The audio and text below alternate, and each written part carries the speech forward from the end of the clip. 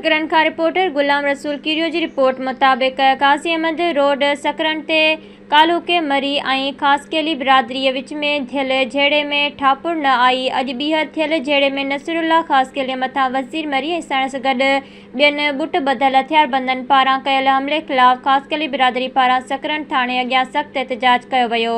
उन मौक़े ते ख़ासकेली बिरादरीअ जे अॻवाननि अहमद ख़ान ख़ासकेली डॉक्टर गुलाम हुसैन ख़ासकाली ऐं ॿियनि चयो त काल्ह शोरूम ते 50 रुपयनि जी चोरी जो इल्ज़ाम हणी असांजे नौजवान खे ज़ख़्मी कयो वियो, जेको हिन वक़्तु ॻणती जोगी हालत में अस्पताल दाख़िल आहे। त अॼु ॿीहर शोरूम मालिक भुट्टो मरी जो पुटु वज़ीर मरी बुट ॿधल 7 हथियारबंदनि सां गॾिजी नसरुल्ला ख़ासकेली ते हमिलो करे सख़्तु मारकुट करे ज़ख़्मी करे छॾियो आहे ऐं खांसि रोक रक़म ऐं मोबाइल फ़ोन पिणु फुर कई आहे।